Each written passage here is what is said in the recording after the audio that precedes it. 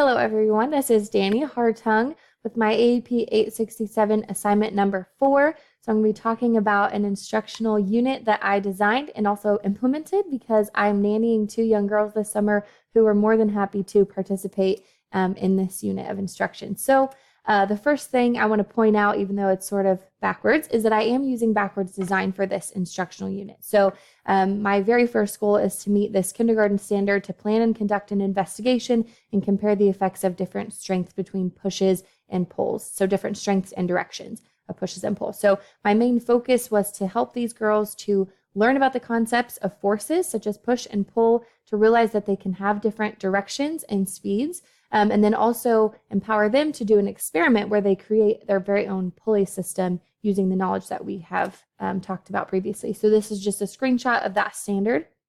And then the question, why create a pulley system? I really was inspired by a YouTube video that I saw where a kindergarten class was going through a unit much like this one.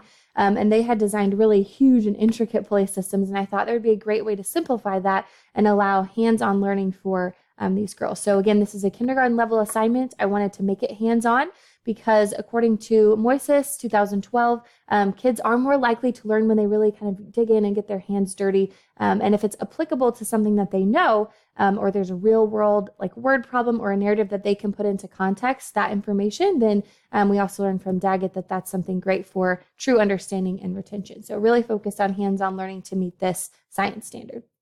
For my assessment, I'm going to go through some Google Slides, or I did go through some Google Slides with them in order to gauge their progress. There's a post quiz at the end of those Google Slides. And so from day 1 to day 2, we compared their answers and their success rate on that quiz. And then they also will go through a rubric in order to create their pulley system and explain the differences between push and pull. So they'll need to not only learn these concepts, but use them to build the pulley system and then explain those concepts back to me in the context of their original pulley system. So this is my rubric.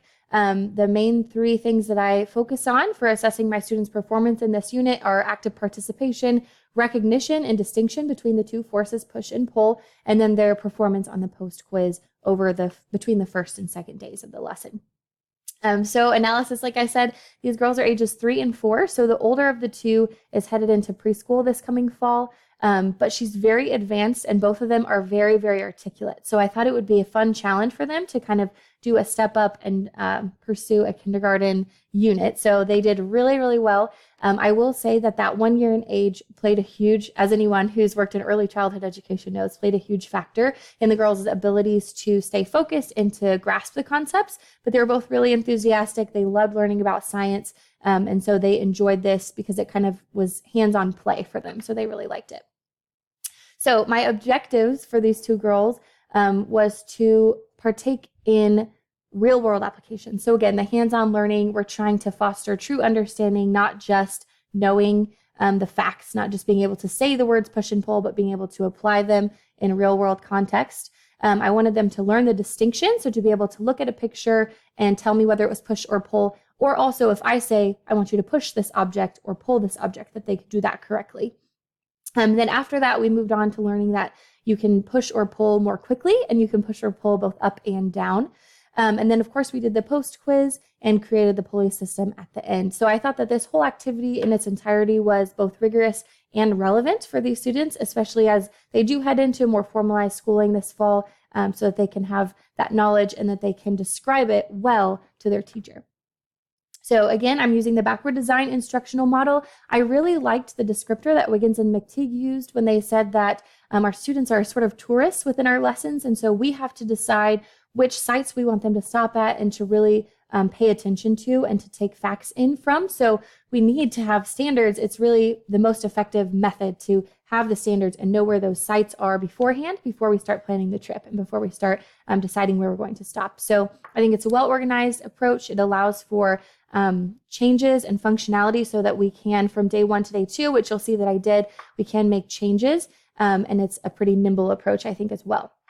Again, Culata also mentioned teaching the test rather than teaching to the test. So even though we're not just teaching students facts and figures for the purpose of passing a test, we are using those questions that we know will be on the test in order to inform our instructional design. So the materials and activities that we did for this unit. Materials, we used toy cars and a sign that had arrows pointing either direction, one saying push and one saying pull. So we used that to practice for one direction of push and pull. We also used, we originally were going to use a toilet paper roll, which didn't end up working. So on the fly, we actually used a little purse with a strap that came off for our pulley system. So we ended up pulling some toys up and to the top shelf rather than using the toilet paper roll. So we had to kind of think on our feet with that one. For activities, the students watched a slideshow that I created, which included a couple of YouTube videos that changed from day 1 to day 2. And then they did the repetitive practice of going through each of those slides and identifying which were push and which were pull. Then I changed the order the second time around so that they wouldn't have memorized the order or wouldn't anticipate which one would be coming up next. Then we practiced with the pulley. They created their own pulley and explained it back to me. Day 1 was so awesome. It was really, really cute. We called it our science project. So they kept asking if they were scientists, and it was really cute to see. But in terms of academic success, they also did pretty well. So they recognized most of the pictures, which you'll see later on in my slideshow. But some of them they had a little bit of difficulty with. They would maybe say the first thing that popped into their head and then realize after that it was incorrect. So they would change it. But I decided I wanted to add in some examples in which I would personally act out for them, pushing and pulling, rather than just looking at pictures to better gauge their understanding on the fly. And then I also use the household example of a pulley. So they actually have a light fixture in their home where I nanny them that has a pulley. And so I took a picture of it, put it in the slideshow. And when I asked them if they could tell me where it was, they were really surprised. And it kept their focus and attention to see that it was actually in their house. Day 2 was much better. So one of the girls improved from 86% performance to 100% correct on the picture identification. And the second girl improved from 43 to 86%. So she jumped up really great, even though she still had a couple that she struggled with.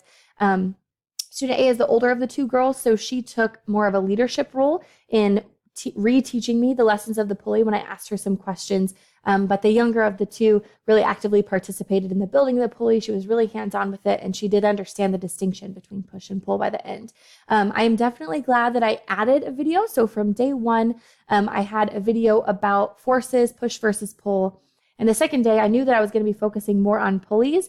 And so I needed some more visual examples of how to enrich that knowledge. So I decided to add a different video for that slot for the second day. And so it was actually more specific to pulleys. And I think that really helped and informed their understanding as we headed into the hands-on project. So these are just some pictures of the girls doing the project.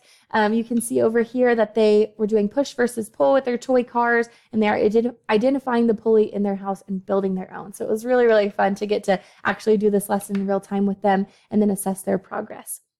The ISTE standard that I chose is 3C, Inspire a Culture of Innovation and Collaboration.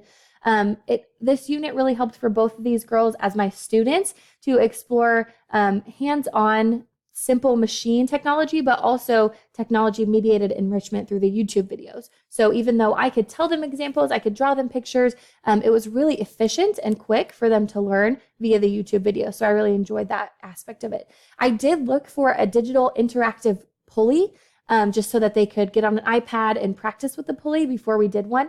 And I couldn't find any that were free. So if I were to implement this lesson in real life in a classroom, maybe something more complex for my 5th grade students, I would look for a school paid for resource or something a little bit more complicated that they could use. So in this case, even though I would have liked to include that, I wasn't able to find one. So these are just some examples. I'll run quickly through some of the pictures that I showed the girls. So we went through all of these here, and then at the very end, we did a lot more than I thought. We sang Try Everything off of Zootopia. So that was kind of how we capped off the lesson each day as we sang an encouraging song and they got to dance around. So student A, I thought she did really well. She scored pretty high. She was definitely the higher of the 2. In terms of rubric performance on all 3 of those aspects of the unit. And then student B, she did a great job too. And she really improved, I would say, given her base knowledge beforehand, she improved even more than student A over the course of this unit. So my conclusion is I agree that backward is best. I do think that we met the pre-selected standard, planning and conducting an investigation based around the concepts of push and pull and the speeds and directions. And we did the investigation by conducting our experiment with the pulley. I do think that the girls have some genuine understanding, though I probably, in looking down at changes and improvements, I would definitely make this longer than a 2-day lesson if I were to reenact it. So I do think that they understand and they get the concepts. Technology incorporation was good. I did have the YouTube videos. Like I said, I would love to have had a more hands-on utility in the technology-based realm. So I would love to have had an app where they could use a pulley, but we did our best with what we had for free.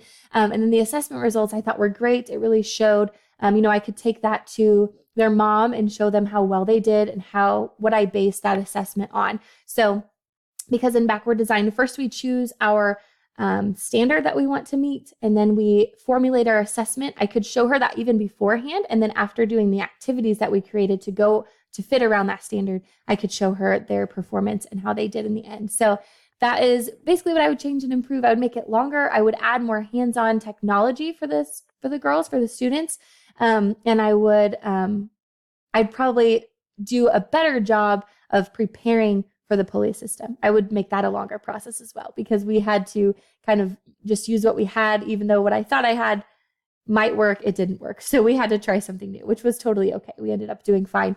These are my references, and that is the end of my presentation. Please tell me what you think. And I will also include a link to this actual slideshow presentation in my submission to the class, to the G+ community as well. So thank you so much. Hope you all are enjoying your summer. And that's all I have for today. Bye-bye.